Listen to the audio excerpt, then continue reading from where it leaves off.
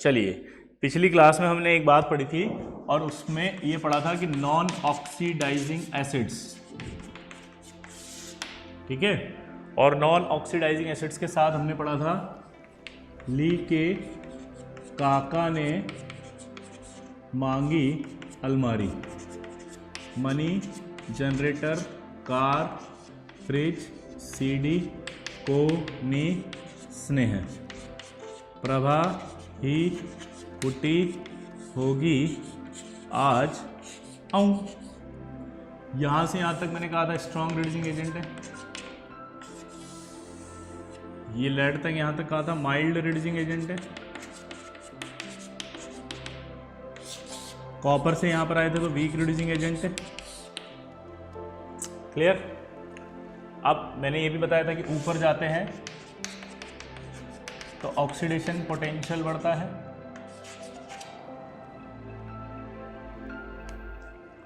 और अगर down the series जाते हैं, डाउन द सीरीज जाते हैं तो रिडक्शन पोटेंशियल बढ़ता है। Down the series reduction potential increase, और ऊपर जाने पर ऑक्सीडेशन पोटेंशियल इंक्रीज। इसलिए जो ऊपर वाले थे वो स्ट्रॉन्ग रिड्यूसिंग एजेंट थे और जो नीचे वाले थे वो वीक रिड्यूसिंग एजेंट थे। क्लियर सबको? अब नॉन ऑक्सीडाइजिंग एसिड क्या होते हैं यह आपको कल बताया गया था कि ऐसे एसिड जिनका anionic part as a oxidizing agent behave नहीं करता। आराम से समझेंगे दोबारा से। ऐसे एसिड जिनका एनायनिक पार्ट ऑक्सीडाइजिंग एजेंट की तरह बिहेव नहीं करता, उन्हें क्या कहा जाता है? Non oxidizing acids. अब जो आता है अगला, ऑक्सीडाइजिंग एसिड्स। ऑक्सीडाइजिंग एसिड्स उन्हें कहा जाता है जो अपना एनायनिक पार्ट को ऑक्सीडाइजिंग एजेंट की तरह बिहेव कराते हैं, यानी ऐसे एसिड जिनका एनायनिक पार्ट ऑक्सीडाइजिंग एजेंट की तरह बिहेव करता है। ठीक है, अब उसके जो एग्जाम्पल हमने कल लिखे थे वो था कंसंट्रेटेड HNO3 70%, कंसंट्रेट के बाद dilute HNO3 20%, very dilute HNO3 जो था वो 6%। ठीक है, तो अब हम कंसंट्रेटेड HNO3 की रिएक्शनें पढ़ेंगे। ये 15th ग्रुप आ गया है आपका, समझ गए? ये हम 15th ग्रुप में एंटर कर गए और 15th ग्रुप का एक कंपाउंड हमने स्टडी करना शुरू कर दिया है जिसका नाम है HNO3, और HNO3 की हम केमिकल रिएक्शंस पढ़ रहे हैं सारी। क्लियर सबको? तो आप ये सोच रहे होंगे कि कौन सा टॉपिक चल रहा है, तो मैं आपको क्लियर कर दूं। अब हम 15th ग्रुप में आ चुके हैं, ठीक है, और 15th ग्रुप जो है उसका हम कौन सा टॉपिक पढ़ रहे हैं? HNO3, और HNO3 के अंदर भी हम क्या पढ़ रहे हैं? Chemical reactions. तो यहां पर आई बात M+। अब जो HNO3 था वो 3 थे। पहला वाला कौन सा था? कंसंट्रेटेड HNO3 70%, ये स्ट्रॉन्ग ऑक्सीडाइजिंग एजेंट होता है। फिर होता है आपका डाइल्यूट HNO3, ये आपका 20% होता है। और फिर होता है आपका वेरी डाइल्यूट HNO3, ठीक है, और ये आपका स्ट्रॉन्ग ऑक्सीडाइजिंग एजेंट है। कंसंट्रेटेड HNO3 70% है, डाइल्यूट HNO3 20% है, और ये 6% है। ये होता है आपका माइल्ड ऑक्सीडाइजिंग एजेंट, और ये होता है वीक ऑक्सीडाइजिंग एजेंट। यहाँ पर आपका बनता है ये Na2, यहाँ बनता है N2O, और यहाँ बनता है NH4NO3। वैसे बनेगा पहले अमोनिया, और वो अमोनिया जो होगा बेस होगा, वो अमोनिया इस एसिड के अंदर, ये जो HNO3 दिख रहा है इस एसिड से रिएक्ट करेगा, और अमोनिया इस HNO3 से रिएक्ट करके क्या बना देगा? NH4NO3। अब अगर ऑक्सीडेशन स्टेट देखें तो ये +4 है, ये +1 है, और ये -3 है। क्लियर सबको? तो अगर मैं ऑक्सीडेशन स्टेट की बात कर रहा हूँ तो आपके +4 आ रही है, +1 आ रही है, और -3 आ रही है। यहाँ जो मेटल लिए जाएंगे वो अबव लेड लेंगे, लेड से ऊपर वाले, क्योंकि लेड इनकी तरह की रिएक्शन देता है। ठीक है, तो अब मेरा सवाल यहाँ पर है, पढ़ाएंगे ये सब कौन से वाले हैं? Above lead. ये कौन से वाले हैं जल्दी बताओ? Above lead. चलो अब इधर देखते हैं। अगर मैं नाइट्रोजन की ऑक्सीडेशन स्टेट की बात करूं तो वो होती है आपका माइनस, क्योंकि ऑक्सीडेशन स्टेट रेंज निकालने का एक फॉर्मूला होता है। ऑक्सीडेशन स्टेट रेंज निकालने का एक फॉर्मूला क्या होता है? वो फॉर्मूला आपका होता है, बोलो। हाँ, n-8 to n, जहां पर n जो है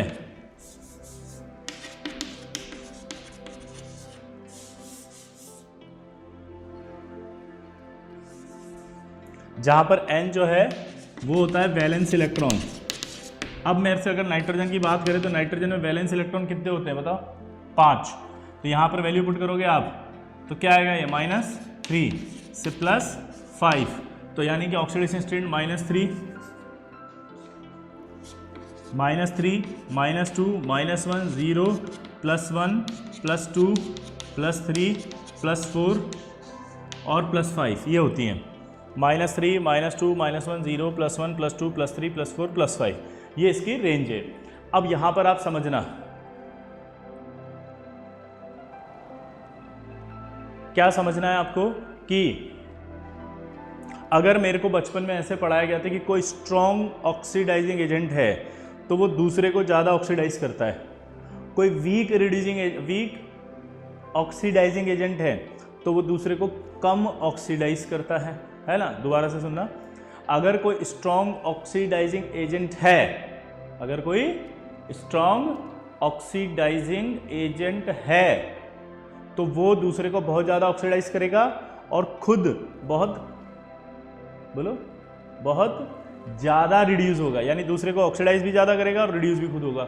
अब यहाँ पर अगर मैं नाइट्रोजन की बात करता हूँ तो यहाँ नाइट्रोजन देखो, HNO3 के अंदर जो नाइट्रोजन दिखाई दे रहा है वो कितना दिखाई दे रहा है? +5।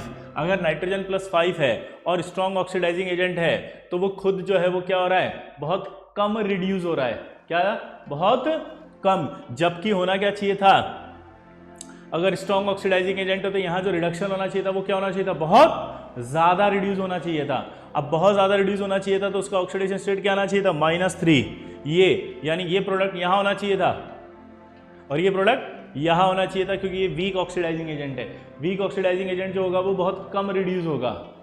कम रिड्यूस होगा तो +4 यहाँ आना चाहिए था और ये यहाँ आना चाहिए था, लेकिन ऐसा नहीं हो रहा है। प्रोडक्ट में क्या हो रहा है? ऊपर NO2 बन रहा है और यहाँ NH4NO3 बन रहा है।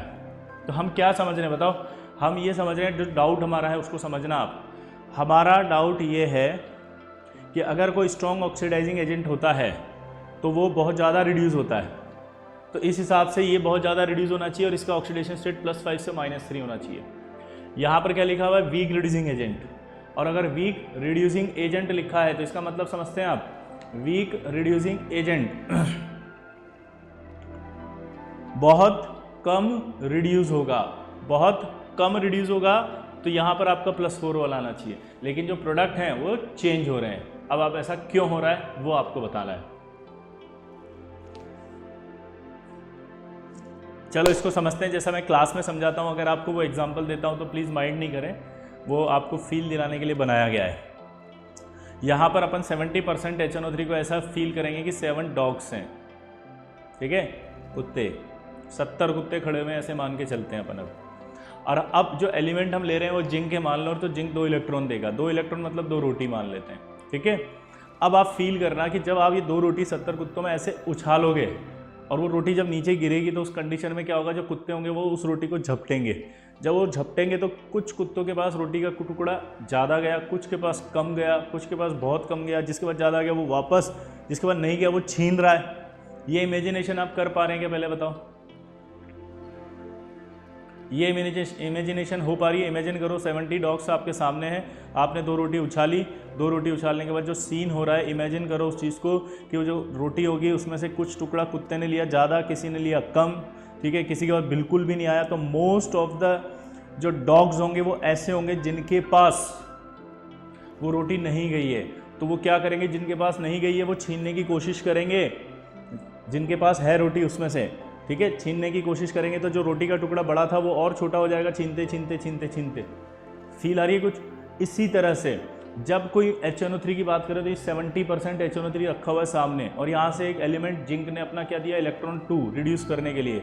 अब ये 2 इलेक्ट्रॉन वहाँ गए, तो 2 इलेक्ट्रॉन जैसे ही वहाँ गए तो वो इलेक्ट्रॉन रिड्यूस करेंगे, और रिड्यूस करते समय जो आपका इलेक्ट्रॉन का कंसंट्रेशन होगा वो अलग अलग होगा। यानी कि जब HNO3 रिड्यूस होगा तो उस सॉल्यूशन में हो सकता है कि कुछ प्रोडक्ट NO बन जाए, कुछ प्रोडक्ट NO2 बने, कुछ प्रोडक्ट NH3 बने, कुछ प्रोडक्ट N2O3 बने, समझ रहे हो, कुछ प्रोडक्ट N2O बने, लेकिन मोस्ट ऑफ द HNO3 अभी भी पड़े हुए हैं। अब ये HNO3 एक अच्छे ऑक्सीडाइजिंग एजेंट है। ये HNO3 जो अच्छे ऑक्सीडाइजिंग एजेंट है वो इन NO को भी ऑक्सीडाइज करेंगे, N2O को भी ऑक्सीडाइज करेंगे, अमोनिया को भी ऑक्सीडाइज करेंगे, जितना भी प्रोडक्ट है उन सबको ऑक्सीडाइज करते रहेंगे, क्योंकि कंसंट्रेशन ऑफ HNO3 बहुत ज़्यादा है। तो अगर वो सबको ऑक्सीडाइज करते रहेंगे तो ये तो बहुत ज़्यादा ऑक्सीडाइज होंगे ऐसे, और ये जो प्रोडक्ट बना वो वीक रिड्यूसिंग एजेंट होगा, तो वो HNO3 को कम रिड्यूस करेगा। तो कम रिड्यूस करेगा तो इसका मतलब HNO3 +5 से +4 में ही जाएगा। ये और ज़्यादा ऑक्सीडाइज करेंगे इन प्रोडक्ट को जो बने, तो ये भी आपके ऑक्सीडाइज होकर के थोड़ा और ऊपर जाएंगे। तो मेजर प्रोडक्ट जब दिखेंगे अपन पूरे सॉल्यूशन का तो +4 वाला दिखाई देगा, और +4 वाला इसका प्रोडक्ट जो है वो NO2 है। क्या है? NO2। तो ये आपका रीज़न होता है कि यहाँ पर आपके इस प्रोडक्ट के साथ 70% के साथ NO2 बनेगा। अब ज़रा 20% पर आप फील लो। 20% मतलब आप 20, पहले 70 थे और अब 20 हो गए, तो 2 रोटी जब जाएगी तो कुत्तों के पास ज़्यादा जाएगी पहले के रेस्पेक्ट में।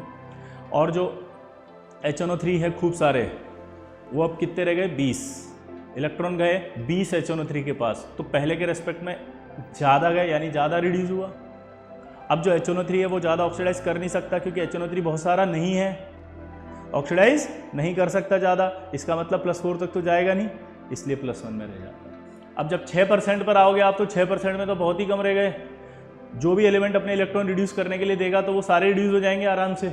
मतलब रिडक्शन का जो रेट होगा या टेंडेंसी होगी वो बहुत ज़्यादा होगी, और अब ऑक्सीडाइज करने वाला कोई है नहीं, क्योंकि 6% ही रह गया HNO3, इसलिए यहाँ पर सबसे लोअर ऑक्सीडेशन स्टेट वाला बना -4।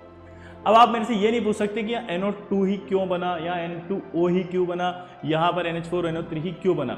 मैंने यहाँ पर ये नहीं समझाया कि क्यों बने, मैंने ये समझाया कि ये अगर बन रहा है तो यहाँ पर ये तो नहीं बन सकता यहाँ पे, और ये अगर यहाँ बन रहा है तो ये यहाँ नहीं बन सकता। ठीक है, आपको समझ में आया कि नहीं आया? बोलो। मैंने कहा ना NO भी बन सकता था, लेकिन यहाँ मैंने ये नहीं बताया कि NO बनेगा N2 बनेगा। ये मैंने यहाँ पर ही बताया कि ये यहाँ बन रहा है और ये यहाँ बन रहा है, तो क्यों? क्योंकि ये जो प्रोडक्ट बनता है वो तो कंसंट्रेशन जिसकी ज़्यादा होगी उससे डिफाइंड करने के बाद हमें बताया जाता है कि ये प्रोडक्ट बनेगा। ठीक है, शुरू करते हैं अपन। तो अब आपसे कोई भी क्वेश्चन पूछे, अगर पहला सवाल वो बोलेगा जिंक की कंसंट्रेटेड HNO3 से रिएक्शन, तो प्रोडक्ट बताओ आप फटाफट। Zinc nitrate plus NO2।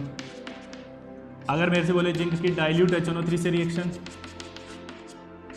तो आप क्या बोलेंगे? Zinc nitrate plus N2O।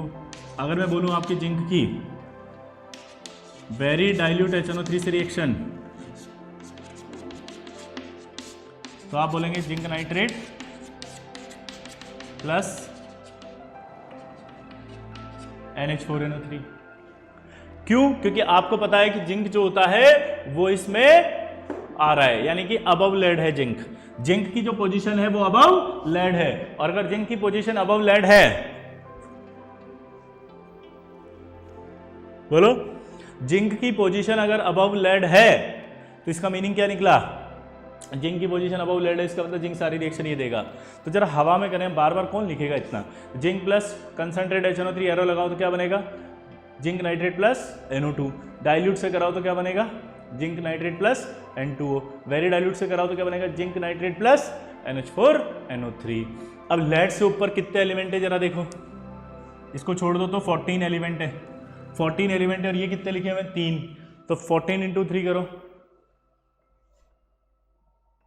42 reaction 1 minute में गारंटी के साथ याद हो गई आपको, अगर आपको ये सीरीज याद है तो। क्योंकि सीरीज के अंदर ही आपको बस ये देखना है कि कौन किसके ऊपर है और कौन इसके ऊपर। अगर हम यहाँ पर बात करते हैं वापस से, तो कोई भी एलिमेंट ले लो अब, चलो ठीक है। जिंक के अलावा अगर मैं सपोज कोई और एलिमेंट लेता हूँ, तो और एलिमेंट में अभी एक कैटेगरी और बची है, और वो है हाइड्रोजन से नीचे वाले और लेड।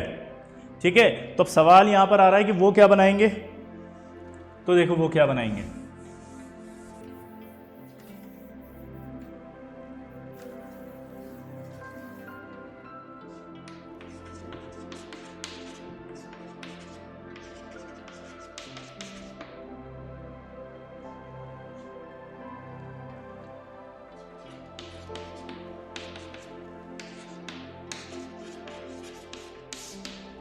यहां पर देखो आप ऑक्सीडेशन स्टेट है +4 और यहां +2 है। अब हमें ये समझना है कि ध्यान से समझना, ठीक है। मेरा एक सवाल यहां पर यह है कि जब आपने बिलो लेड या लेड लिए तो क्या हुआ? तो बिलो लेड और लेड अगर लिए आपने तो उस कंडीशन में क्या हुआ? बोलो। उस कंडीशन में ये हुआ कि जो अब एलिमेंट आए हैं वो पहले के रेस्पेक्ट में क्या आ गए? Weak reducing agent. क्या आ गए? Weak reducing agent. क्या आ गए जल्दी बताओ? Weak reducing agent. अब वापस सोचो 70% HNO3 खड़े हैं और अपन ने यहाँ से इलेक्ट्रॉन भेजे। अब इलेक्ट्रॉन जो है वो उनका अमाउंट कम है यूँ मान लो, या वो कम रिड्यूस करेंगे। कम रिड्यूस करेंगे तो HNO3 फिर से बहुत सारे हैं तो वो बहुत ज़्यादा ऑक्सीडाइज कर लेंगे। बहुत ज़्यादा ऑक्सीडाइज करेंगे तो एक ही प्रोडक्ट बनेगा जिसका नाम क्या है? NO2। अब अगर हम आगे बढ़ते हैं 20% में प्रोडक्ट चेंज हो गया उधर से। देखें क्यों? अब जो इलेक्ट्रॉन गए 20% के पास, फील लेना, वो उनकी रिड्यूसिंग पावर कम है तो वो कम रिड्यूस करेंगे। तो यानी कि HNO3 जो होंगे थोड़े से पहले के रेस्पेक्ट में थोड़े ज़्यादा होंगे, इसलिए वो ज़्यादा ऑक्सीडाइज करेंगे। तो यानी कि कम, ये हमें दिमाग में समझ आया कि ज़्यादा ऑक्सीडाइज करेंगे तो +1 से ज़्यादा होगा, लेकिन +4 से तो कम होगा। +1 से ज़्यादा है, +4 से कम है, +1 से ज़्यादा है, +4 से कम है। तो यानी एक ऐसा प्रोडक्ट होगा जो +1 से ज़्यादा होगा, +4 से कम होगा, लेकिन कौन सा होगा ये मैं नहीं बता सकता, ये एक्सपेरिमेंट से पता चला। और वो कौन है? NO। क्लियर? थर्ड वाले पे आते हैं। थर्ड वाले में 6% है, वीक रिड्यूसिंग एजेंट होता है। ये वाले सारे यहां लिखा हुआ वीक ऑक्सीडाइजिंग एजेंट, तो अपने आप ही समझ में आ गया कि वीक रिएक्शन नहीं होगी। क्लियर? लेकिन कभी भी कोई वीक होता है तो हम टेम्परेचर बढ़ा के, क्या बोला? अगर कोई रिएक्शन नहीं हो रही हो तो हम टेम्परेचर बढ़ा के उस रिएक्शन को करवा सकते हैं। क्लियर? टेम्परेचर बढ़ाने पर पोटेंशियल बढ़ जाता है। कल बताया था मैंने जब वाटर वाली रिएक्शन बढ़ा रहा था तो मैंने कहा था कि अगर कोई रिएक्शन नहीं हो रही तो आप टेम्परेचर बढ़ा दो, और उस टेम्परेचर बढ़ाने से अगर उसका पोटेंशियल बढ़ गया तो वो रिएक्शन हो जाती है। नहीं दिख रहा। चलो तो फिर आगे बढ़ते हैं।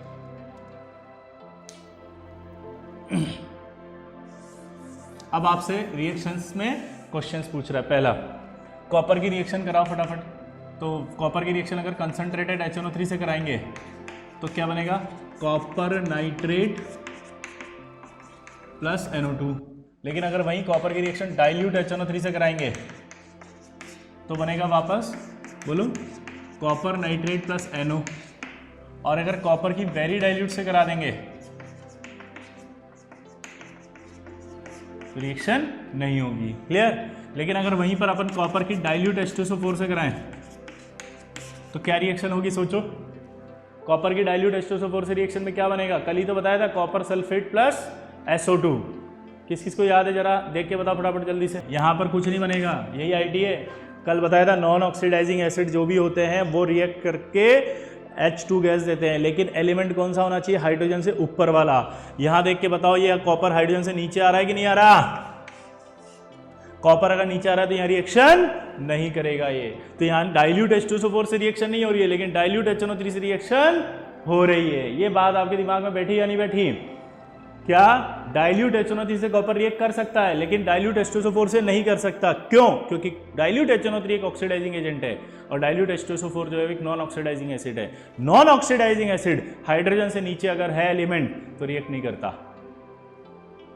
तो ये इस तरह के सवाल आपके समझ में आ रहे हैं। कई बार हमें डाउट नहीं आता, सर ये कॉपर जो है वो डाइल्यूट HNO3 से तो कर लेता है, सर ये डाइल्यूट H2SO4 से क्यों नहीं करता? तो फिर हम क्या करते हैं, स्कूल के अंदर अगर पढ़ते हैं या कहीं और पढ़ते हैं तो क्या कहते हैं, बेटा याद कर लो इसको। यही बोला जाता है ना, लर्न कर लो, रट लो। इनऑर्गेनिक है, रट लो इसको। तो कॉपर प्लस डाइल्यूट HNO3 क्यों कर रहा है, कॉपर प्लस डाइल्यूट H2SO4 क्यों नहीं कर रहा है, ये समझ में आया कि नहीं आया? क्लियर?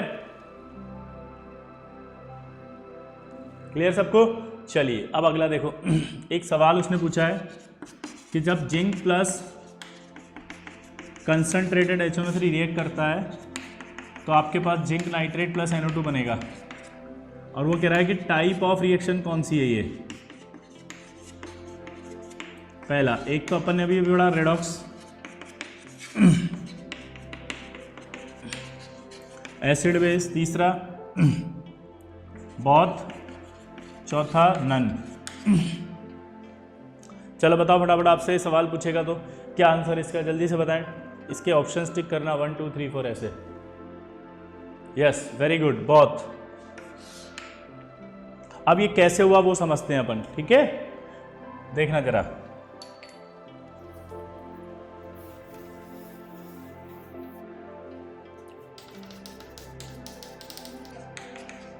कंसंट्रेटेड HNO3 जब रिएक्ट करता है तो सबसे पहले इस तरह से वो टूटता है, NO2 plus H2O plus nascent oxygen. Nascent oxygen एक अच्छी ऑक्सीडाइजिंग एजेंट होती है, तो वो जिंक इस ऑक्सीजन से रिएक्ट करके क्या बना लेता है, ZNO। क्या बना लेता है, ZNO। अब ये ZNO आपको पता है क्या होता है, मेटल का ऑक्साइड है। अगर मेटल जिंक के अलावा होती तो मेटल के ऑक्साइड बेस होते हैं। HNO3 क्या होता है, एसिड। अब यहाँ जिंक की बात कर रहे हैं तो जिंक एम्फोटेरिक है, और आप सबको पता है कि जो एम्फोटेरिक होता है वो एसिड से भी रिएक्ट करता है और बेस से भी रिएक्ट करता है। ये कल भी बताया था, पंजाब अली गाना सुनाओ कार में, तो जिंक है ये। तो ये इससे रिएक्ट करके क्या बना लेगा, zinc nitrate plus NO2 plus H2O। अब आप इसको पूरे को नेट बैलेंस करोगे तो ये तो कैंसिल हो जाएगा, ये भी कैंसिल हो जाएगा, और जिंक बचेगा, साथ में क्या बचेगा, HNO3। तो ये जिंक क्या बनाएगा, nitrate plus NO2 plus H2O। Clear. तो zinc plus HNO3 arrow zinc nitrate NO2 plus H2O बना। तो ये पूरी रिएक्शन में अगर आप देखें ध्यान से तो यहाँ पर इसका +5 था, ये टूट के +4 में आया, ये 0 था, और ये आपका +2 में आया। यहाँ रिडक्शन हुआ, यहाँ ऑक्सीडेशन हुआ, तो ये जो रिएक्शन हुई वो क्या हुई, रेडॉक्स। और ये वाली नीचे वाली क्या हुई, एसिड बेस। तो जो फाइनल प्रोडक्ट बन रहा है वो फाइनल प्रोडक्ट इन दोनों रिएक्शन के कॉम्बिनेशन से बन रहा है। दोबारा बोलो, जो फाइनल प्रोडक्ट बन रहा है वो बोलो, जो फाइनल प्रोडक्ट बन रहा है वो इन दोनों के कॉम्बिनेशन से बन रहा है। क्या बोला, जल्दी बताओ मैंने, जो फाइनल प्रोडक्ट बन रहा है वो इन दोनों के कॉम्बिनेशन से बन रहा है। तो टाइप ऑफ रिएक्शन की बात कर रहे हैं तो दोनों टाइप की हुई नहीं हुई,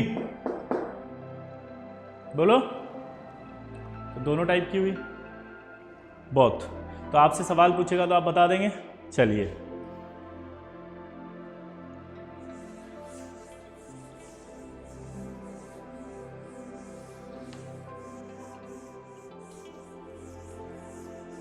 अब हम बात कर रहे थे टिन। अभी हमने कहा कि जितने भी एलिमेंट होते हैं अगर हाइड्रोजन से ऊपर होते हैं तो वो रिएक्ट करके कंसंट्रेट HNO3 से tin nitrate, sorry metal nitrate और NO2 देते हैं। डाइल्यूट से रिएक्ट करते हैं तो nitrate, metal nitrate plus N2O देते हैं। वेरी डाइल्यूट से रिएक्ट करते हैं तो मेटल नाइट्रेट प्लस NH4NO3 देते हैं। पर जो टिन होता है उसकी अगर हम कंसंट्रेटेड HNO3 से कराएं तो कंसंट्रेट HNO3 रिएक्ट करने पर ये आपका मेटास्टेनिक एसिड बनाता है प्लस NO2। टिन की रिएक्शन अगर डाइल्यूट HNO3 से करा दें तो ये रिएक्ट करके आपके बनाता है टिन नाइट्रेट प्लस N2O बनना चाहिए था, लेकिन N2O की जगह यहाँ पर NH4NO3 बनता है। ठीक है। और अगर टिन की वेरी डाइल्यूट से कराएं तब तो कोई प्रॉब्लम ही नहीं है, क्योंकि वेरी डाइल्यूट से आप सबको पता है क्या बनता है,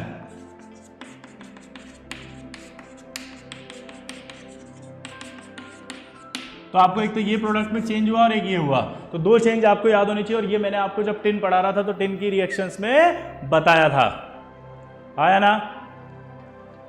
क्या बताया था बताओ? कि टिन की रिएक्शन जब पढ़ाई थी कंसंट्रेट HNO3 मेटास्टेनिक एसिड बना था, टिन की डाइल्यूट से कराई थी तो NH4NO3 बना था। याद आया? ये देखो मैंने कहा था रिवाइज हो जाएगा। पंजाबे अली गाना सुनाओ कार में, इनके जितने भी ऑक्साइड्स और हाइड्रोक्साइड्स होते हैं वो सब एम्फोटेरिक होते हैं। तो ये जिंक था तो जिंक का ऑक्साइड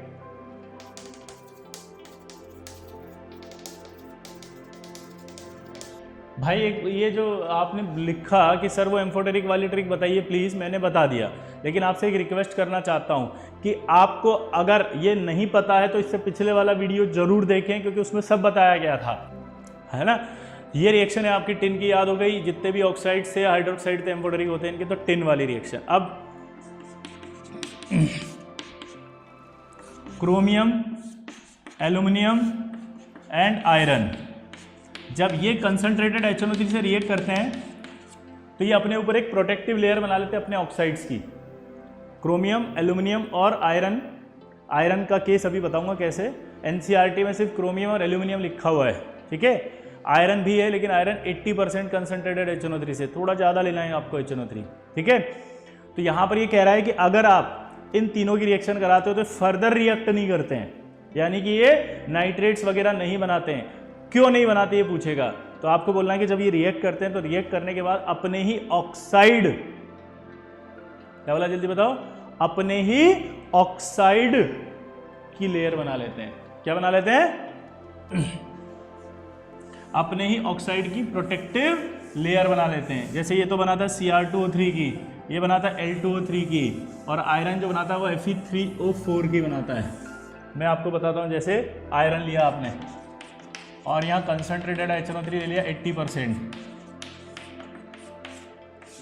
ठीक है। ये 80% लिया। 80% लेने के बाद आप देखेंगे तो ये जो Fe है, इस Fe के ऊपर ये प्रोटेक्टिव लेयर बन जाएगी Fe3O4 की।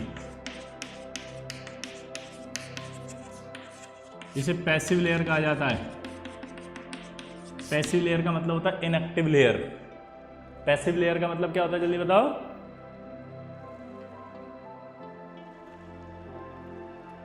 एल्यूमिनियम, क्रोमियम, Fe, ठीक है।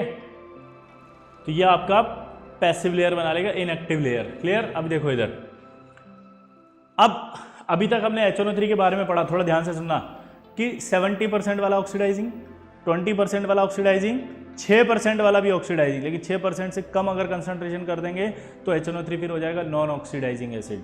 और अगर नॉन ऑक्सीडाइजिंग एसिड हो गया तो वो कौन सी गैस निकालेगा, देख के बताओ। तो आपको पता है नॉन ऑक्सीडाइजिंग एसिड होता है तो H2 गैस निकलती है। तो अगर आपसे सवाल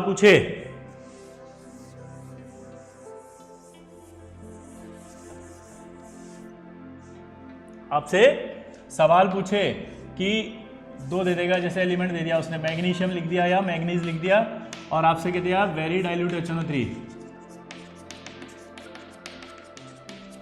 और यहां लिख दिया उसने 2%, और बोला प्रोडक्ट बताओ। तो अब दिमाग की बत्ती जली मेरी, यहां पर लिखा 2%। 2% मतलब क्या हो गया, लेस। 2% मतलब क्या हो गया, लेस। 2% मतलब क्या हो गया, बोलो, लेस, वेरी वेरी लेस, यानी कि नॉन ऑक्सीडाइजिंग एसिड हो गया ये। और नॉन ऑक्सीडाइजिंग एसिड हो गया तो ये अपने अपने क्या बना लेंगे, नाइट्रेट प्लस NO2। सही है? गलत।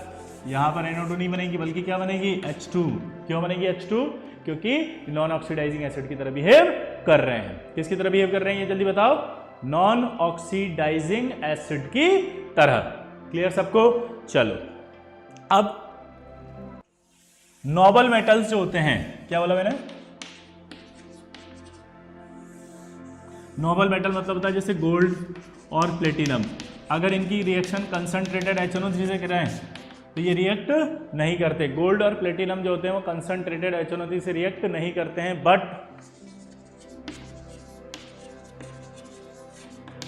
एक्वारेजिया से रिएक्ट करते हैं, और रिएक्ट करके क्या हो जाते हैं, सॉल्यूबल। एक्वारेजिया से रिएक्ट करके क्या हो जाते हैं, सॉल्यूबल। तो अब दिमाग की बत्ती जलाओ फटाफट। एक्वारेजिया क्या होता था,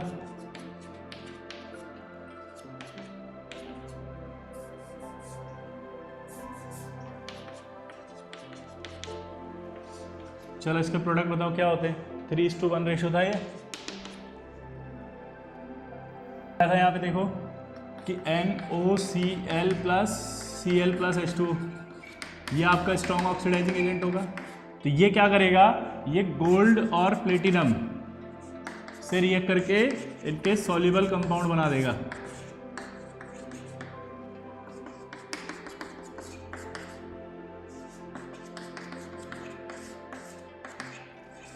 सॉल्युबल। तो अगर ये सॉल्युबल कंपाउंड बन गए तो इसलिए ये दोनों के दोनों गोल्ड और प्लेटिनम उसमें डिसॉल्व हो जाते हैं। क्लियर सबको? तो आप बोलेंगे कि गोल्ड और प्लेटिनम किस में डिसॉल्व होते हैं, तो क्या बोलोगे आप? एक्वारेजिया। एक्वारेजिया का कलर मैंने बताया था कल, येलो, ऑरेंज येलो टाइप से होता है ये। ठीक, अब HNO3 की रिएक्शन की बात करते हैं अपन। तो HNO3 की रिएक्शन की बात करने के बाद हम इसका एक की पॉइंट बनाते हैं कि अगर कोई भी रिड्यूसिंग आ जाए, any reducing agent plus concentrated HNO3 हो तो आप क्लियर बोल सकते हो क्या बनेगा? NO2, हाँ है ना। लेकिन अगर डाइल्यूट HNO3 आ जाए, क्या बोला मैंने? डाइल्यूट HNO3, तो कौन सा प्रोडक्ट बनता था? N2O। क्लियर? अब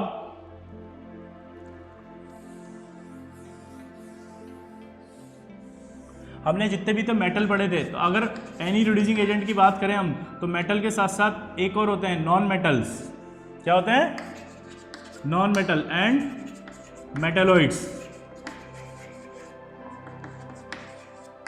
अगर वो नॉन मेटल और मेटलॉइड्स आ गए और कंसंट्रेटेड HNO3 आ गया, तो बताओ प्रोडक्ट क्या होगा? NO2, क्योंकि यहाँ लिखा ना एनी रिड्यूसिंग एजेंट। कोई भी रिड्यूसिंग एजेंट होगा तो वो तो NO2 ही बनाएगा। तो अगर आपने नॉन मेटल और मेटलॉइड ले लिया तब भी कंसंट्रेटेड HNO3 से रिएक्ट करके क्या बनेगा? NO2। अब मैंने आपको पी ब्लॉक के अंदर जब बोरोन पढ़ाया था, तो मैंने बोरोन प्लस क्या लिखा था? Concentrated HNO3। तो कंसंट्रेटेड HNO3 जब भी रिएक्ट करेगा तो रिएक्ट करके आपका क्या बनाएगा? एक फॉर्म ऑफ ऑक्सी एसिड। एक फॉर्म जो होती है वो हमेशा हायर ऑक्सीडेशन स्टेट होती है except halogens. Except halogens. Halogen में जो +5 वाला होता है वो इक एसिड होता है, बट जो हायर ऑक्सीडेशन स्टेट होती है वो +7 होती है। तो यहां पर अगर हेलोजन का कोई कंपाउंड देंगे, हेलोजन का कोई रिएक्टेंट होगा, तो जो प्रोडक्ट कंपाउंड होगा वो आपके +5 वाला बनेगा। बाकी सब में कौन सा बनेगा? हायर ऑक्सीडेशन स्टेट वाला, यानी कि इक वाला। ठीक है, क्योंकि +5 वाले को इक बोलते हैं, +7 वाले का तो नाम होता है पर एसिड। तो बोरोन की रिएक्शन कंसंट्रेटेड HNO3 कराओ, क्या बनेगा? H3BO3 प्लस बोलो NO2। अच्छा, बोरोन के बाद अगर मैं बात करता हूं किसकी, कोई भी ले लो आप, जो मर्जी हो। मान लो मैंने कार्बन लिया, कार्बन की कंसंट्रेटेड HNO3 से रिएक्ट कराया, तो इक फॉर्म, इसकी इक फॉर्म होती है H2CO3 प्लस NO2। अब ये H2CO3 टूट जाता है और CO2 प्लस H2O में, यानी आप H2CO3 लिखो या CO2 प्लस H2O लिखो, कोई फर्क नहीं पड़ रहा। क्या बोला बताओ मैंने? चाहे आप CO2 लिखो, चाहे आप H2O लिखो, चाहे H2CO3 लिखो, कोई फर्क नहीं पड़ रहा है। ठीक है।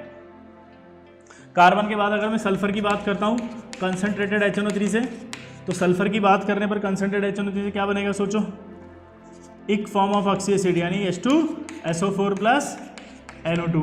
फास्फोरस से अगर रिएक्शन कराऊंगा कंसंट्रेटेड HNO3 की, तो क्या बनेगा? एक फॉर्म यानी H3PO4 प्लस NO2। अगर मैं एंटीमनी की रिएक्शन कराऊंगा कंसंट्रेटेड HNO3 से, तो आप बताओ क्या होगा? एंटीमनी की कंसंट्रेटेड HNO3 करेंगे तो क्या बनेगा? एक फॉर्म यानी कि एंटीमोनिक एसिड प्लस NO2।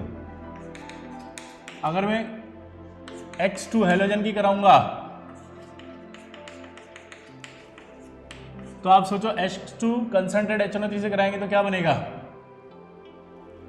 एक फॉर्म ऑफ ऑक्सी एसिड यानी HXO3 प्लस NO2। यानी अगर I2 लेता हूं तो I2 लेने पर आपका बनेगा HiO3 प्लस NO2। क्या बनेगा जल्दी बताओ? HiO3 plus NO2। कुछ समझ में आया जो मैंने बोला? आया ना?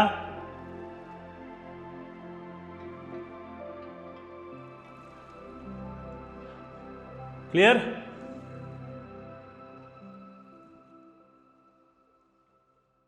आया ना?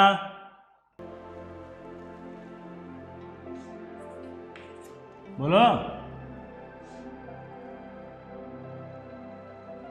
क्लियर सबको? तो ये इस तरह से आप चाहे कोई भी रिएक्शन है फटाफट बोल सकते हैं पी ब्लॉक के अंदर। अब आपको रटने की जरूरत नहीं पड़ेगी, आप फटाफट बोलते जाओ, एक फॉर्म ऑफ ऑक्सी एसिड खड़ा आ जाएगा, ठीक। लेकिन अगर यहीं पर अपन कंसंट्रेट की जगह डाइल्यूट लेते हैं तो डाइल्यूट HNO3 में आपका क्या बनेगा, एक फॉर्म ऑफ ऑक्सी एसिड, ठीक है। डाइल्यूट HNO3 में इनिशियली कोई रिएक्शन नहीं होगी, लेकिन अगर मैं हाई टेम्परेचर कर दूंगा कोई रिएक्शन नहीं होगी। लेकिन मैंने कहा था अगर रिएक्शन नहीं हो रही तो आप टेम्परेचर बढ़ा के रिएक्शन करवा सकते हो। तो अगर मैं यहाँ टेम्परेचर बढ़ा दूंगा तो रिएक्शन हो जाएगी। तो मैं यहाँ पर अगर कर दूं हाई टेम्परेचर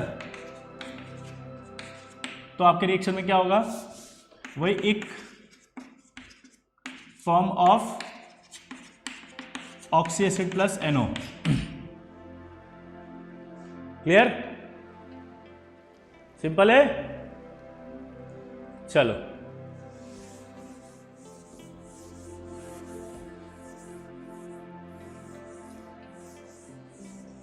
अब H2SO4 की रिएक्शन की बात कर लें तो any reducing agent plus concentrated H2SO4 arrow क्या बनेगा, SO2, और वही एक फॉर्म ऑफ ऑक्सी एसिड, ठीक है। अब यहां पर नोट वही गोल्ड और प्लेटिनम, जैसे पहले नहीं कर रहे थे वैसे यहां भी नहीं कर रहे हैं, नो रिएक्शन। गोल्ड और प्लेटिनम की बात करें तो क्या होगा, क्लियर, नो रिएक्शन। तो जल्दी जल्दी बताओ आप, जैसे मान लो मैंने कहा यार सल्फर के पहले अपन लेते हैं कॉपर की अगर मैं कंसंट्रेटेड H2SO4 से कराऊं तो क्या बनेगा, जल्दी बताओ। तो आंसर है आपका CuSO4 प्लस SO2। लेकिन अगर डाइल्यूट होता तो डाइल्यूट से रिएक्शन। चलिए आगे बढ़ते हैं। कॉपर प्लस कंसंट्रेटेड H2SO4 कोई भी हो अगर तो रिएक्शन होगी आपकी कॉपर सल्फेट प्लस SO2, लेकिन डाइल्यूट होगा तो रिएक्शन नहीं होगी। अब अगर हम बात करें आगे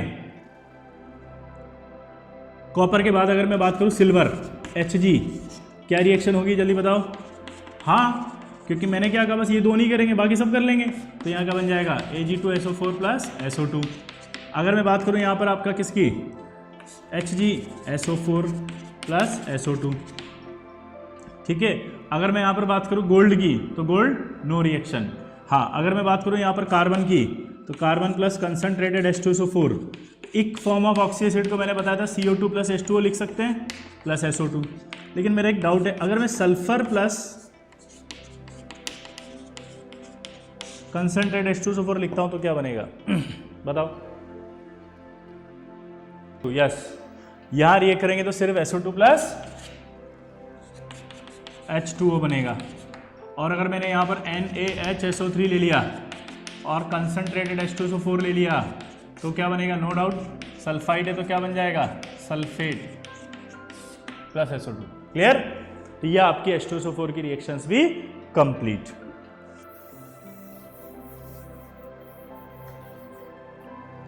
क्लियर। अब हम पी ब्लॉक के अंदर नाइट्रोजन फैमिली की बात कर रहे थे। नाइट्रोजन फैमिली के एक अंदर सबसे बड़ा कंपाउंड आता है जिसका नाम है आपका PH3। तो हम PH3 की बात कर रहे हैं। हम सबसे पहले प्रिपरेशन, अगर हम बात करें कोई भी मेटल सल्फाइड आ जाए और उस मेटल सल्फाइड का अगर आप हाइड्रोलिसिस करवा दें, डाइल्यूट H2SO4 की रिएक्शन तो उतनी है बेटा जितनी अभी पड़ी थी, ठीक है। हाँ, मेटल सल्फाइड की रिएक्शन अगर कराएं तो यहाँ प्लस आएगा, यहाँ -3 आएगा, यहाँ प्लस और यहाँ माइनस। चलो रिएक्शन में बताओ कौन किसके साथ जाएगा, हाइड्रोलिसिस करेंगे तो प्लस वाला माइनस के साथ जाएगा, तो यहाँ बन जाएगा MOH प्लस, ये P और H रिएक्ट करेगा तो क्या बनाएगा, PH3। क्या बनाएगा, PH3। क्लियर। ये जो PH3 है इसी का नाम है फॉस्फीन। क्या नाम है इसका, फॉस्फीन। क्या नाम है बताओ, फॉस्फीन। अब आगे बढ़ते हैं। अगर मैं मान लो यहां पर क्या लेता हूं, मेटल फॉस्फाइड लिया, इससे बना फॉस्फीन। अब अगर मैं P4 की रिएक्शन NaOH से करा दूं कोल्ड और डाइल्यूट, तो रिएक्शन में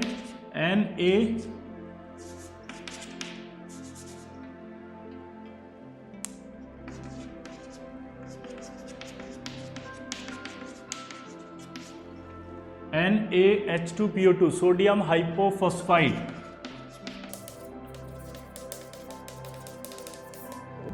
ये बनेगा। इसकी ऑक्सीडेशन स्टेट निकालोगे तो +1 आएगी और इसकी -3 आएगी। ये रिएक्शन बहुत बार पूछी जाती है। ये एक डिसप्रपोर्शनेशन रिएक्शन का एग्जाम्पल है। किसका एग्जाम्पल है बताओ? डिसप्रपोर्शनेशन का। किसका? डिसप्रपोर्शनेशन का। और डिसप्रपोर्शनेशन रिएक्शन अभी हम आगे फिर पढ़ेंगे 17th ग्रुप में, मैं आपको पूरी एक साथ ही बता दूंगा, ठीक है। तो ये आपका PH3 बन गई। अब PH3 को लैब में कैसे बनाया जाता है, ठीक है, देखो जरा।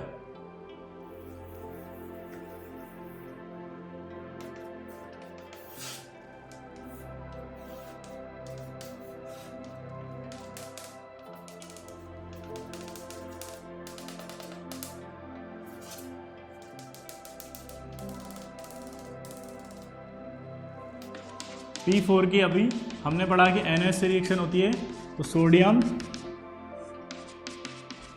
हाइपोफॉस्फाइड और PH3 बनता है।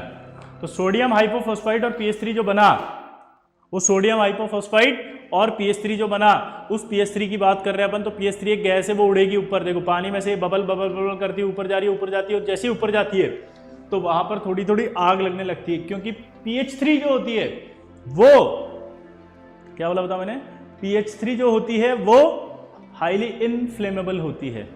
इनफ्लेमेबल बोलो या फ्लेमेबल बोलो, उसका मीनिंग होता है ज्वलनशील। क्या बोला मैंने, बताओ? फ्लेमेबल होती है या इनफ्लेमेबल, कुछ भी बोलो, इसका मतलब ज्वलनशील, यानी एयर के कांटेक्ट में आके वो जलने लगेगी। लेकिन नॉन फ्लेमेबल लिखा हो तो इसका मतलब होता है अज्वलनशील, यानी वो जलेगी नहीं। ध्यान रखना, फ्लेमेबल और इनफ्लेमेबल एक ही बात है, नॉन फ्लेमेबल अलग होता है, ठीक है। तो यहां पर अगर हम बात करें तो जलेगी, जल के ऊपर जाएगी तो एक धुएं जैसी रिंग बनेगी, व्हाइट कलर की रिंग बनना शुरू होती है। इनको कहा जाता है वोर्टेक्स रिंग। क्या कहते हैं इनको? Vortex ring. और ये vortex ring actually white fumes of P2O5 या P4O10 की होती है। क्या बोला जल्दी बताओ? ये वोर्टेक्स रिंग जो होती है वो, बोलो, व्हाइट फ्यूम्स होती है किसकी? P2O5 या इसकी PH3। प्योर PH3 की बात करें अगर, तो वो आपके नॉन इनफ्लेमेबल होती है। क्या होती है? Non inflammable. क्लियर? लेकिन अगर इम्प्योर PH3 है तो वो क्या होती है? बोलो, इनफ्लेमेबल ड्यू टू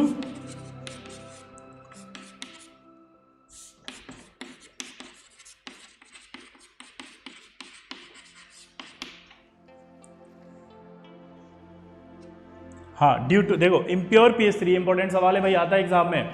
ये जो इम्प्योर PH3 होती है वो इनफ्लेमेबल होती है due to P2H4 and P4 vapour. क्या बोला जल्दी बताओ? इम्प्योर PH3 इनफ्लेमेबल होती है due to P2H4 and P4 vapour. तो ये क्या हो गई जल्दी बताओ? इम्प्योर अगर हुई तो जलेगी। ये लैब में जो बन रही है वो प्योर बन रही है कि इम्प्योर? ऑब्वियस सी बात है कि आपने कोई सेपरेशन प्योर तो किया नहीं है, तो इम्प्योर ही बनेगी कहीं पे भी। तो वो इम्प्योर बन रही है और वो उड़ रही है, ठीक है। और अगर वो उड़ रही है तो इसका मतलब क्या निकल रहा है? बोलो। तो ये उड़ रही है और उड़ करके जल रही है, इसलिए धुआं उठ रहा है। धुआं उठ रहा है, इसका नाम है वोर्टेक्स रिंग। तो अब अगर लैब में आप ऐसे बनाओगे तो लैब में ब्लास्ट हो सकता है, इसलिए हम इसको लैब में कैसे बनाते हैं देखना, प्योर PH3 बनाने का एक तरीका। क्या बोला जल्दी बताओ मैंने? प्योर PH3 बनाने का तरीका।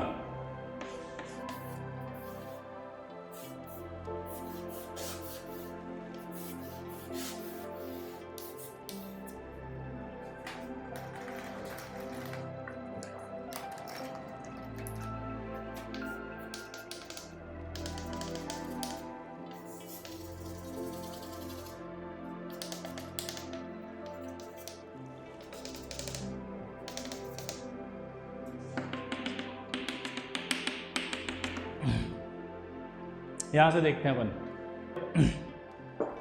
ये बहुत इंपॉर्टेंट है भाई, आईटी में आता है ये, ध्यान से सुनना इधर फटाफट। हाँ,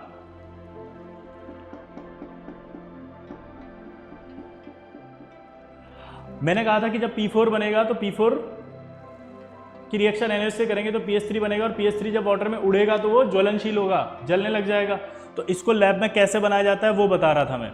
तो अब हम क्या करते हैं कि जब P4 प्लस NaOH की रिएक्शन कराते हैं, तो P4 प्लस NaOH की रिएक्शन कराने पर हम इस बार क्या कर रहे हैं कि इस पाइप को आइस में से पास करते हैं, और आइस में से पास करते हुए इसे HI में ले जा रहे हैं। अब रिएक्शन जब होगी तो होगा क्या, जरा देखना, ठीक है। तो यहां देखो अब क्या होगा कि P4 प्लस NaOH की जब रिएक्शन होगी, ठीक है, PS3 बनेगी। ये PS3 किस किस के साथ बन रही है, P2H4 और P4 वेपर के साथ, हाँ या ना। अब यहां से जब ये जाएगी तो यहां आते आते आते आते ये P2H4 और ये कंडेंस क्या हो जाएंगे, कंडेंसेशन स्टार्ट हो जाएगा। कंडेंसेशन स्टार्ट हो गया तो उस कंडीशन में आप देखो क्या होना शुरू होगा, कंडेंसेशन स्टार्ट हो गया तो उस कंडीशन में यहाँ पर ये P2H4 यहीं रह जाएगा लिक्विड फॉर्म में, P4 वेपर भी यहीं रह जाएगी लिक्विड फॉर्म में। अब यहाँ से सिर्फ प्योर PS3 जाएगी और ये प्योर PS3 इसमें आएगी। अब ये प्योर PS3 इस HI से रिएक्ट करेगी और रिएक्ट करके बनाएगी PH4I सॉलिड, ऑरेंज क्रिस्टल है, इसको बाहर निकाल लेंगे। मैंने ये कहा था कि अगर P4 प्लस NaOH की रिएक्शन होगी तो P4 प्लस NaOH से PH3 बनेगी। उस PH3 के अंदर ये और ये आपके इम्प्योरिटी होगी P2H4 और P4 वेपर की। तो हमने इसको चेंज किया, हमने कहा इसको पहले पास करेंगे आइस में से और फिर ले जाएंगे HI में। अब क्या होगा कि जब यहाँ से PH3 बनेगी तो PH3 के साथ साथ P2H4 और P4 वेपर है, यहाँ पर आइस लगा हुआ है तो इसका कंडेंसेशन हो जाएगा और ये यहीं रह जाएगा, ठीक है, पक्का। तो कंडेंसेशन हो गया, इसलिए यहाँ पर ये P2H4 P4 वेपर रह गया, तो यहाँ से अब PH3 जाएगी और ये PH3 इस HI से रिएक्ट करके PH4I बनाएगी, ऑरेंज रेड क्रिस्टल। अब इस PH4I को अगर आप ध्यान से देखें, ये PH4I जो बन रहा है, इस PH4I को KOH से ट्रीट कराते हैं। अब ये PH4I किस किस से मिलकर बना है, PH3 प्लस HI से मिलकर बना है। किससे मिलकर बना है बताओ, PH3 प्लस HI से। किससे मिलकर बना है, PH3 प्लस HI। तो PH3 प्लस HI से मिलकर बना है और ये बेस है। इनमें से बेस कौन सा, ये। क्या बेस से रिएक्ट करेगा, नहीं। किससे करेगा, एसिड से, तो वो HI से रिएक्ट कर लेगा और HI से रिएक्ट करके क्या बना देगा अभी, KI प्लस क्या बचेगा, PH3, और ये PS3 क्या होगा, प्योर। तो इस तरह से आप प्योर PS3 प्राप्त कर सकते हैं। कैसे करेंगे प्राप्त, आप समझ में आया कुछ। ये प्योर PS3 है, ठीक, इससे अब आग नहीं लग सकती।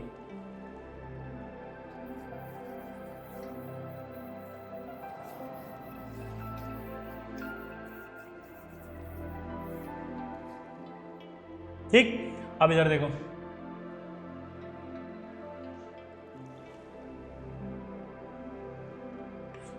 अगर हम एल्यूमिनियम फॉस्फाइड का हाइड्रोलिसिस कराएं, तो हाइड्रोलिसिस करेंगे तो देखो ये PH3-3 है, पानी डाइल्यूट H2SO4 लेंगे तो पानी भी होगा इसमें। तो पानी जब रिएक्ट करेगा तो पानी इससे OH से रिएक्ट करेगा, पानी अगर इसके OH से रिएक्ट करेगा और वो हाइड्रोक्साइड फिर सल्फेट से रिएक्ट करेगा तो L2SO4 आ जाएगा, प्लस साथ में क्या बनेगा, PH3। ये PH3 भी प्योर होगा। अगर आप हाइड्रोलिसिस करवाते हैं एल्यूमिनियम फॉस्फाइड का, तो एल्यूमिनियम फॉस्फाइड के हाइड्रोलिसिस से भी जो PH3 बनती है वो प्योर PH3 होती है। अब PH3 की बात करें तो आपको पता ही है PH3 का जो हाइब्रिडाइजेशन है वो क्या होता है, बताओ जल्दी से फटाफट, जल्दी। sp3 सही है, गलत आंसर है, नो हाइब्रिडाइजेशन।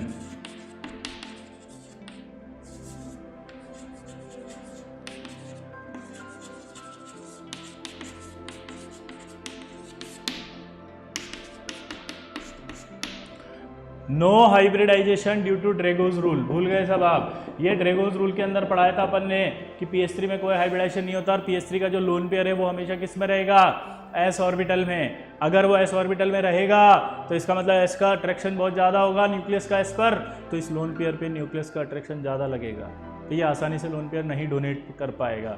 अगर ये आसानी से डोनेट नहीं कर पाएगा तो ये क्या होगा, वीक फील्ड लिगेंड। क्या होगा? Weak field ligand. क्लियर? अच्छा, PH3 जो होता है इसीलिए पानी में इनसॉल्युबल होता है, लेकिन कार्बन डाइसल्फाइड अगर लेंगे तो उसमें सॉल्युबल हो जाएगा। PH3 की रॉटन फिश स्मेल होती है, सड़ी हुई मछली जैसी। रॉटन फिश स्मेल, सड़ी हुई मछली जैसी। अब PH3 का जो यूज होता है ना, वो एक बहुत इंपॉर्टेंट है आपके लिए। अब वो क्या है जरा देखना।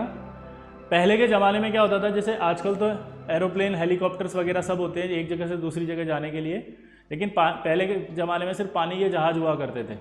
पानी के जो जहाज़ होते थे वही एक जगह से दूसरी जगह सामान लेकर के जाते थे। क्लियर? लेकिन जब सामान और बहुत सारा सामान होता था, खाने पीने का चीज़ें बहुत सारी, तो जब वो जा रहे होते थे तो उस कंडीशन में क्या होता था, कोई भी रात में अगर आइलैंड आ गया तो उस आइलैंड से वो टकरा जाते थे और टकरा करके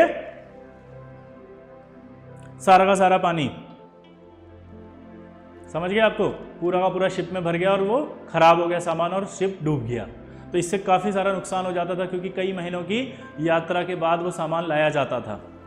ठीक, तो उस जमाने में क्या किया गया कि एक आदमी को उस आइलैंड पर बिठा देते थे और उस आदमी को एक कंटेनर देते थे, जिस कंटेनर में छोटे छोटे छेद होते थे, और उस कंटेनर में कैल्शियम फॉस्फाइड और कैल्शियम कार्बाइड,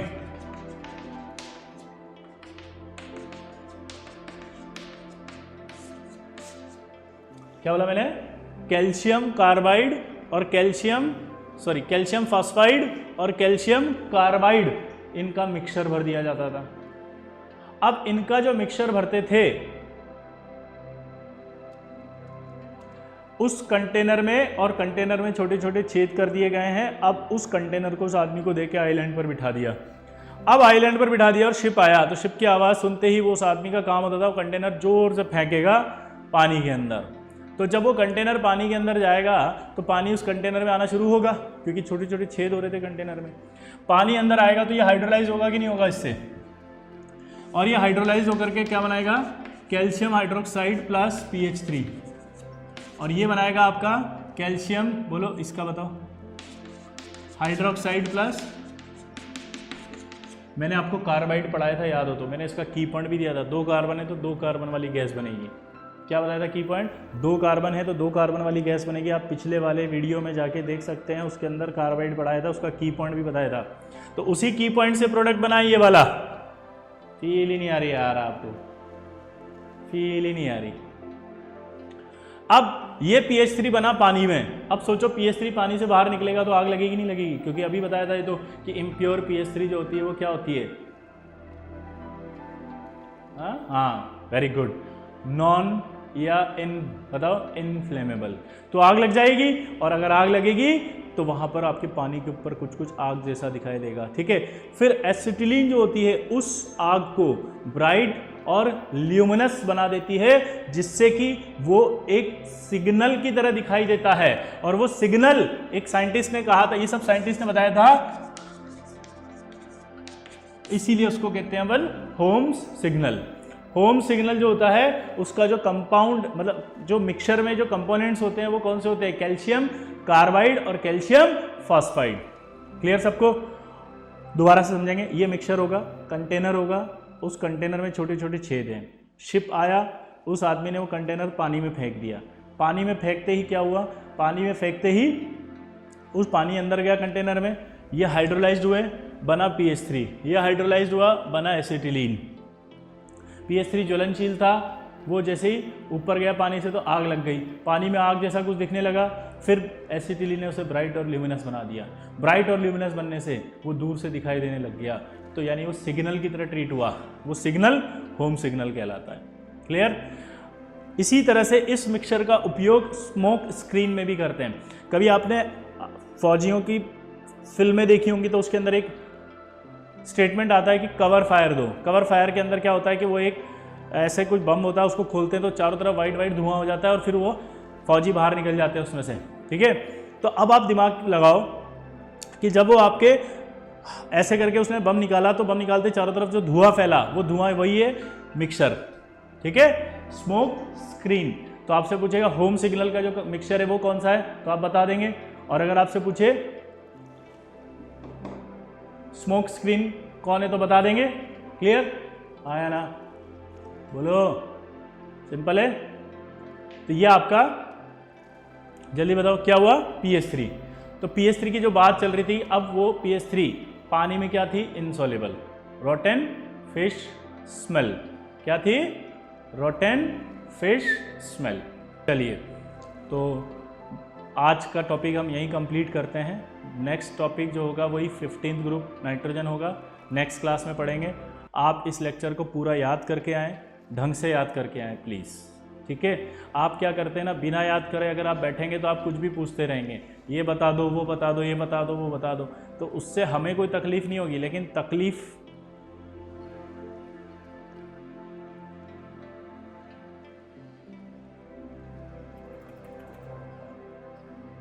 समझ रहे हैं आप। तकलीफ सिर्फ एक चीज़ की है, वो ये है कि आपका रैंक आना चाहिए। सबसे इंपॉर्टेंट चीज़ है आपकी रैंक, ठीक है।